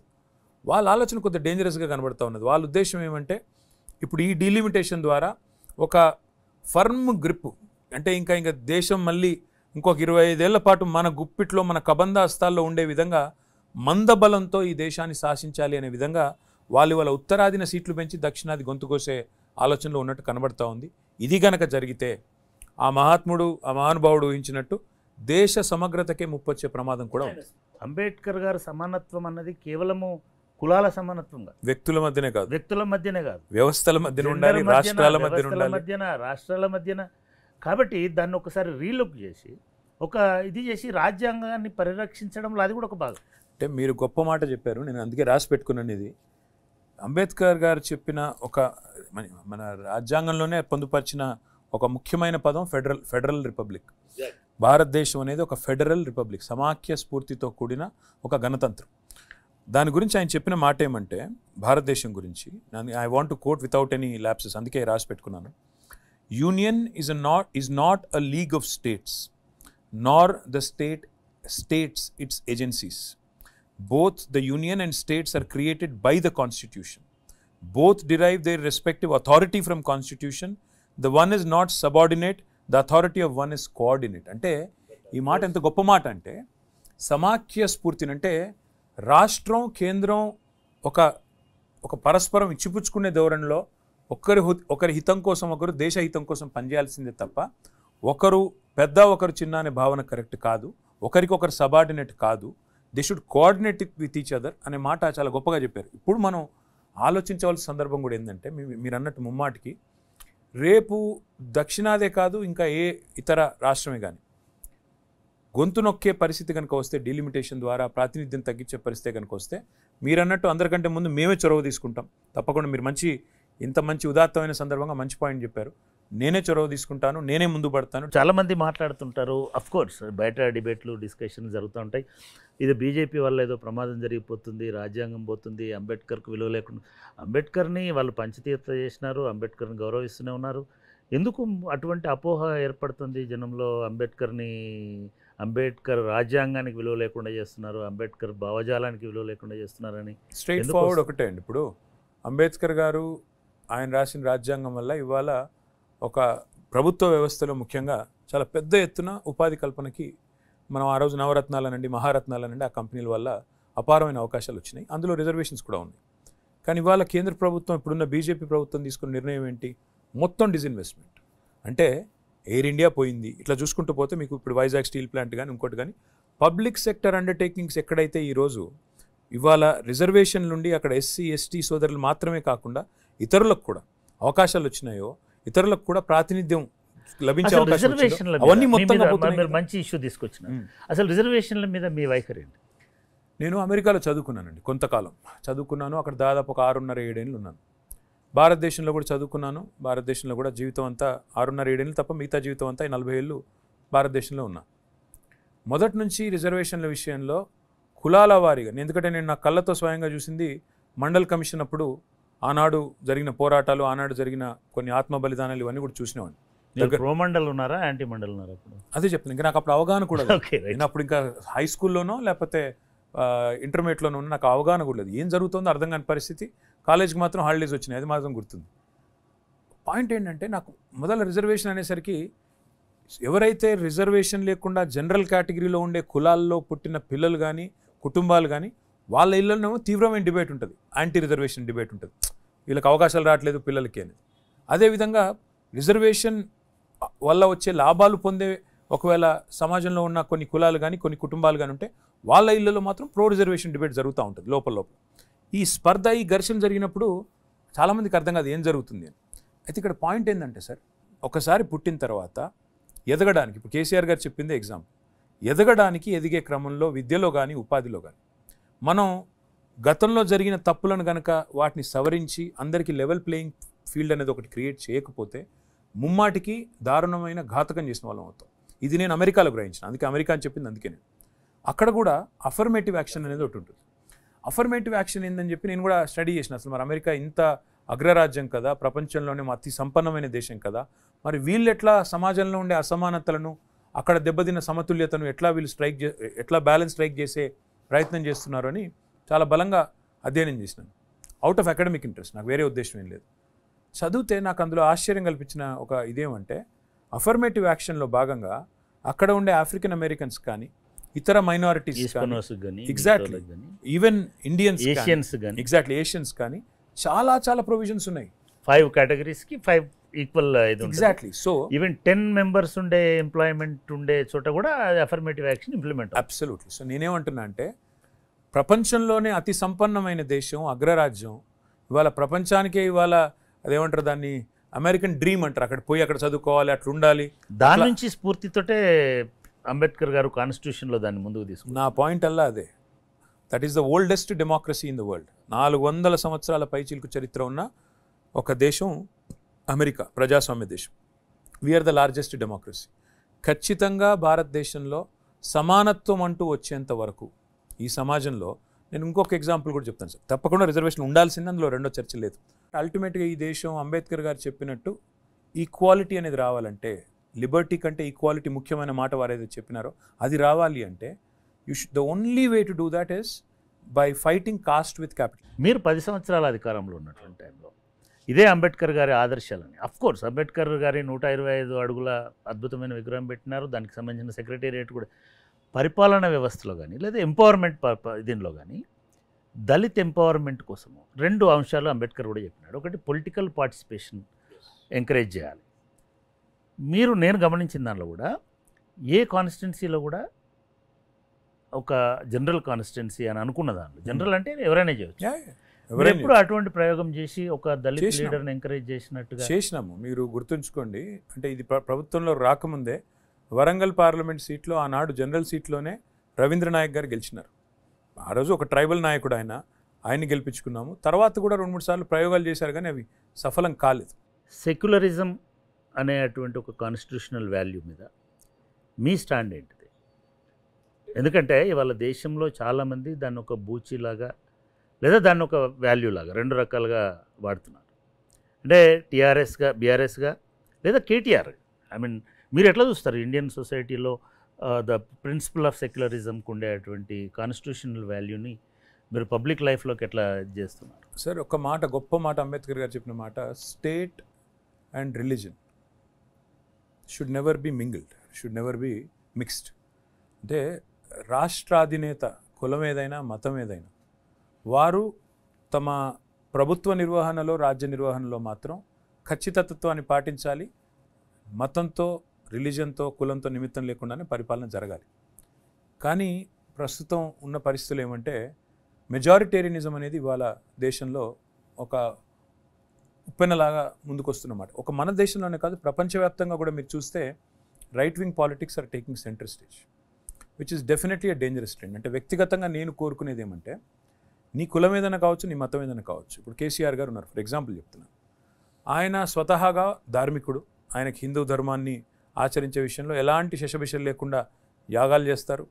గుడి గడితే కూడా ఎలాంటి గోప్యం లేకుండా ఆయన బ్రహ్మాండంగా బాహాటంగానే ప్రభుత్వ బడ్జెట్ నుంచే నిధులు ఇచ్చి నేరుగా చేస్తారు. అదే నిజాం చనిపోతే కూడా కేసీఆర్ గారు మళ్ళీ నిజాం సమాధి దగ్గర పోయి ఈయన కూడా కొన్ని మంచి పనులు చేసిండని చెప్తాడు. కేసీఆర్ గారు మళ్ళీ రంజాను లేదా క్రిస్మస్ లేదా బతుకమ్మ మూడింటిని కూడా సమానంగా చూసిండు.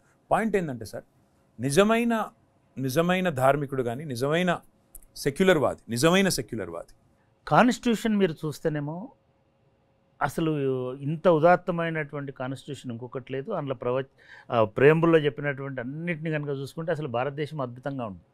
దానికి భిన్నంగా ఇంత ప్రచారం జరుగుతున్నప్పుడు రాజకీయ పార్టీలు దాన్ని కట్టడి చేయడంలో విఫలమవడం అనేటువంటిది ఈ రాజకీయ వ్యవస్థ వైఫల్యం కాదా? 3 రకాల ఇబ్బందులండి ఇందులో. ఒకటి, రాజ్యాంగబద్ధమైన వ్యవస్థలు ఇవాళ రాజ్యాంగబద్ధమైన వ్యవస్థలుగా నిష్పక్షపాతంగా ఈ దేశంలో లేవు. మీరు చూడండి, నిష్పక్షపాతంగా వ్యవహరించాల్సిన సంస్థలు ఇవాళ ఎలక్షన్ కమిషన్ ఆఫ్ ఇండియా కానీ, రాజ్యాంగబద్ధమైన గవర్నర్ పదవులు కానీ, ఇవేవి కూడా ఈరోజు వివక్షకు రాజకీయాలకు అతీతంగా పనిచేయడం లేదు. నెంబర్ 1. నెంబర్ 2, మెజారిటేరియనిజం అనేది ఒకసారి ఒక ఉప్పెనలాగా, ఒక ఉన్మాదంలాగా వచ్చినప్పుడు రాజకీయ పార్టీలు కూడా ఆ ఉప్పెనలో కొట్టుకొని పోయే ప్రమాదం కూడా వస్తుంది. ఇవాళ కాంగ్రెస్ పార్టీ అసలు 3 అంకెలు చేరుకుంటుందా లేదా అనే ఒక పరిస్థితి వచ్చింది అంటే దానికి కారణం 10 ఏళ్ల తర్వాత ఈ ప్రభుత్వం, కేంద్రంలో బీజేపీ ప్రభుత్వం ఇంత వైఫల్యం చెందిన తర్వాత కూడా కాంగ్రెస్ 3 అంకెలు దాటి చేరుకుంటుందా ప్రధాన ప్రతిపక్షం అనే వాదనే వస్తోందంటే దానికి కారణం కూడా ఈ మెజారిటేరియనిజం. రెండవ ప్రమాదం. మూడవది, అన్నింటికి మించిన ప్రమాదం, ఏ చెక్స్ అండ్ బ్యాలెన్సెస్ అయితే ఉండాలని అంబేద్కర్ గారు రాజ్యాంగంలో ప్రవచించినారో ఇవాళ వాటి స్పిరిట్ మాత్రం స్పిరిట్లో అది అమలు కావడం లేదు. ఇది వాస్తవం. ఇవాళ ఇన్వెస్టిగేటివ్ ఏజెన్సీస్ని చూడండి, నేను మా వ్యక్తిగతమైన విషయాలు మాట్లాడలేదు. చూడండి, ఈ దేశంలో ఉండే ప్రతిపక్షాల్లో ఉన్న వాళ్ళందరూ దుర్మార్గులు, వాళ్ళని జైల్లో పెట్టండి. అదే వాళ్ళు వచ్చి మళ్ళీ మనతో చేరితే వెంటనే వాళ్ళన్నిటి కేసులు కానీ ఇంకోటి కానీ పోతాయి. ఈ అన్నిటి వల్ల ఏం జరుగుతుందంటే ఒక భయోత్పాతమైన వాతావరణం రాజకీయంగా, వీళ్ళకి ఎదురుపోతే మనుగడ ఉండదు, అస్తిత్వం ఉండదు అనే ఒక పరిస్థితి రావడం వల్ల గొంతులు చాలా మూగపోయినాయి. అదర్వైజ్ అసాధారణంగా పోరాటాలు చేసే పోరాట పట్టమే ఉన్న వాళ్ళు కూడా చాలామంది గొంతులు మూగపోయిన పరిస్థితి ఈరోజు దేశంలో ఉంది. అసలు రేస్ అంటూ ఉంటే అంటారు కదా, ఒక ఎలక్షన్ రేస్ అంటూ ఉంటే ఫ్రీ అండ్ ఫెయిర్ ఎలక్షన్స్ అని చెప్పారు కాన్స్టిట్యూషన్లో అంబేద్కర్. అంటే నేను ఒక ప్రశ్న ప్రేక్షకుల కోసం అడగాల. ఈ గొంతులు నొక్కడం అనేది అధికారంలో ఎవరుంటే వాళ్ళు చేస్తారు. మీరు అధికారంలో ఉన్నప్పుడు గొంతులు నొక్కినారు కదా. ఏ గొంతులు నొక్కాం ఒకటి చెప్పండి నాకు. మేము గొంతులు నొక్కే ఉంటే, మేము కనుక అట్లాంటి వ్యవహారమే చేసే ఉంటే ఈరోజు తెలంగాణలో మేము ఓడిపోయే పరిస్థితి రాదు కదా. ఇప్పుడు ఎట్లయితే మోడీ గారు ఏకపక్షంగా రేసులో ఒకరే పరిగెడుతున్నట్టుగా ఒక వాతావరణం ఏదైతే కల్పిస్తున్నారో ఆ వాతావరణం తెలంగాణలో లేదు కదా. కాన్స్టిట్యూషనల్ ఫ్రేమ్వర్క్లోనే కనుక చూసినట్టయితే రేపటి భారతదేశం ఎట్లుంటుందని మీరు అనుకుంటున్నారు? నేనైతే ఒకటే అనుకుంటున్నాను సార్, అల్టిమేట్గా మాత్రం కొన్ని సందర్భాల్లో వ్యక్తులు అపరిమితమైన అధికారం, అపరిమితమైన శక్తి సంతరించుకున్నప్పుడు డెఫినెట్గా ఈ దేశంలో ఒక తిరుగుబాటు తత్వం అయితే ఉన్నది, తప్పకుండా వస్తుంది. సందర్భం వచ్చినప్పుడు సందర్భానికి అనుగుణంగా రియాక్ట్ అయ్యే తత్వం భారతదేశంలో ఉంది, తెలంగాణలో ఉంది, ఈ దేశ ప్రతి పౌరుడిలో కూడా ఉంది. అంటే బియాండ్ ద పాయింట్ ఏది చేసినా అతి అనర్థదాయకం అంటారు కదా, డెఫినెట్గా తిరుగుబాటు వస్తుంది. ఇప్పుడు ఆయన మాట్లాడుతున్న మాటలు, ఈసారి ఎలక్షన్ గెలిస్తే 1000 ఏళ్లకు సరిపడా మార్పు తెస్తాను అంటున్నాడు ఆయన. మరి 1000 ఏళ్ల మార్పు అంటే ఏందో నాకే తెలియదు, ఎందుకంటే అందరం బతికేది 70-80 ఏళ్ళు. 1000 ఏళ్ళ కంటే వాళ్ళు ఒకవేళ నిజంగానే కనుక ఇప్పుడు ఎలక్షన్స్ వస్తే మళ్ళీ ఎలక్షన్లు ఎప్పుడవుతాయో ఇంకెవరికి తెలియదు. ఇంటర్వ్యూ స్టార్ట్ చేసేటప్పుడు ఒక హోప్ఫుల్ లీడర్షిప్, యూత్ లీడర్షిప్ ఉంది. అంటే నాకు వ్యక్తిగతంగా నేను చూస్తున్నప్పుడు మీలాంటి వాళ్ళు, అఖిలేష్ లాంటి వాళ్ళు, లేదా సచిన్ పైలట్ లాంటి వాళ్ళు, లేకపోతే అంటే కొంచెం మాట్లాడేటప్పుడు కానీ లేదా వాళ్ళ ఆలోచనలో కానీ కొంత మోడర్న్ ఇది ఉన్నటువంటి వాళ్ళు, ఈవెన్ జ్యోతిరాదిత్య సింధియా లాంటి వాళ్ళు. అంటే ఏదైనా ఒక యూత్ కన్సార్షియం లాగా యూత్ లీడర్షిప్ అంతా ఒకటి వచ్చి ఆయన రాసిన రాజ్యాంగం, ఆయన చూపిన మార్గం, దీన్ని కాపాడుకోవడం కోసము మీలాంటి వాళ్ళు ఒక ఎఫర్ట్ పెట్టచ్చు కదా. మీరు మిగతా వాళ్ళు పెడుతున్నారు, ఒక్క పొలిటికల్ ఇనిషియేటివ్ రావట్లే, ఎందుకని అటువంటిది ఒకటి ప్రయత్నం చేయకూడదు? ఒక్కటి వాస్తవం చక్రపాణి గారు, రాజకీయాలు అశాశ్వతం, పార్టీలు అశాశ్వతం, పొజిషన్లు కూడా అశాశ్వతం, దట్స్ వై నేను జీవితమే అశాశ్వతం, కానీ దేశం మాత్రం శాశ్వతం. ఈ దేశం ఉంటుంది, మేము అందరం పోయిన తర్వాత కూడా ఉంటుంది, మనందరం పోయిన తర్వాత కూడా ఉంటుంది. కాబట్టి ఈ దేశం ఇంత గొప్ప దేశం, ఇంత అద్భుతమైన ఫ్యూచర్ ఉన్న దేశం, ఇంత అద్భుతమైన సామర్థ్యం ఉన్న దేశం, ఇది ఒకవేళ అపసవ్య బాటలో పోతే మాత్రం అందరం కూడా తర్వాత బాధపడాల్సిన పరిస్థితి పోతుంది ఆల్రెడీ. కాబట్టే తప్పకుండా మీరు అన్నట్టు అందరం కూడా కలిసికట్టుగా కదలాలి. ఈ దేశాన్ని రక్షించుకోవడానికి, లేదా ఈ దేశాన్ని రక్షించుకోవడం అనేది కేవలం అంబేద్కర్ వాదాన్ని, అంబేద్కర్ రాసిన రాజ్యాంగాన్ని, అంబేద్కర్ విలువల్ని కాపాడుకుంటేనే దేశాన్ని కాపాడుకోవడం అవుతుంది. మీరు ఇమీడియట్గా ఒక 3 అంశాలు ఈ దేశాన్ని కాపాడడానికి అంబేద్కర్ దృక్పథంలో ఏమి ఇమీడియట్గా చేయాల్సినటువంటి అంశాలు అనేటివి అని చెప్పగలుగుతారా? నాకు తెలిసింది నెంబర్ 1 జరగాల్సింది తెలంగాణలో జరిగినట్టుగానే proliferation of residential schools across the country. సమానత్వం రావాలి అంటే విద్యతోనే వికాసం వస్తుంది, వికాసంతోనే సమానత్వం వస్తుంది అనేది నిర్వివాదం. అది జ్యోతిబా పూలే చెప్పినా, డాక్టర్ బిఆర్ అంబేద్కర్ చెప్పినా, ఆ రకమైన సంస్కృతి దేశం అంతా రావాలి, యువశక్తిని ట్యాప్ చేయాలి. నెంబర్ 1. రెండవది, నేనైతే బలంగా విశ్వసించేది, the only way to fight caste is capital. ఈ వ్యవస్థలో సమానత్వం రావాలి, కాస్ట్ని క్యాపిటల్తోనే డెఫినెట్గా రెక్టిఫై చేయొచ్చు అనేది నా బలమైన అభిప్రాయం. మూడవది, అన్నింటికంటే ముఖ్యమైనది నన్ను అడిగితే, ఈ దేశం మరొక 1000 ఏళ్ల పాటు 100 ఏళ్ల పాటు 1000 ఏళ్ల పాటు ఒక పరిపక్వత చెందిన మెచ్యూర్ డెమోక్రసీగా విలసిల్లాలి అంటే ఒకటి మాత్రం జరిగి తీరాల్సిన అవసరం ఉంది. It should become a representative democracy, having voice, giving voice to everybody. So ఈ 3 చేయగలితే విద్య, fighting caste with capital and making it a truly representative democracy where every section is represented in parliament and state assembly. అప్పుడు అందరి voice వినబడుతుంది, అందరి వేదన వినబడుతుంది, ప్రభుత్వాలకు రెక్టిఫికేషన్ చేసుకునే అవకాశం ఉంటుంది. లెట్ us హోప్ మీలాంటి యువ నాయకత్వం, మీరు ఇందాక చెప్పినట్టుగా ఈ ఎలక్షన్ల సీజన్స్ తోటి సంబంధం లేకుండా ఒక డిఫరెంట్ అంటే సొసైటీ, దేశం ఏమైపోయిందంటే చాలా ఫ్రాగ్మెంటల్గా ఎక్కడో అక్కడ మాట్లాడుకునేటువంటిది అయింది. దీనికి ఒక నేషనల్ ఫోరం తయారు కావాల్సిన అవసరం ఉంది. అది పొలిటికల్ లీడర్షిప్లో తయారు కావాల్సిన అవసరం ఉంది. ఎక్కడో అక్కడ మాట్లాడితే దానివల్ల ఉపయోగం లేదు. అటువంటిది ఒకటి రావాలి. ఈ దేశ మౌలికమైనటువంటి రాజ్యాంగ విలువల్ని రక్షించుకోవడం, మీరు ఏదైతే మనము ఈ సెక్యులరిజం అంటామో, లేకపోతే ఈ దేశంలో ఉన్నటువంటి లిబర్టీ అంటామో, లేదా మిగతా ఇష్యూస్ ఏవైతే భారత రాజ్యాంగం మనకు ప్రసాదించిందో, కల్పించిందో, రాజ్యాంగ నిర్మాత అంబేద్కర్ ఏ మార్గం అయితే చూపించినాడో ఆ మార్గం నుంచి దేశమే డీవియేట్ అవుతుంది. కాబట్టి దీన్ని గాడిలో పెట్టేటువంటి ప్రయత్నం యువ నాయకత్వం చేయాలనేటువంటిది నా సలహా. నా ఎఫర్ట్ అయితే నేను బ్రహ్మాండంగా పర్సనల్గా కానండి, పార్టీ పరంగానండి, నా ఎఫర్ట్ నేను పెడతాను. డాక్టర్ బిఆర్ అంబేద్కర్ గారి జన్మదినం సందర్భంగా చాలా విషయాల్ని మనసు విప్పి మాట్లాడుకున్నందుకు, ఇది కేవలం మన సంభాషణ మాటల వరకే కాకుండా మనం అనుకున్నటువంటి ఏదో ఒక రూపంలో కార్యరూపం దాల్చితే మనకి దేశంలో కొంత మార్పు తీసుకురావడానికి అవకాశం ఉంటుంది. ఆ ప్రయత్నం నెరవేరుతుందని ఆశిద్దాం.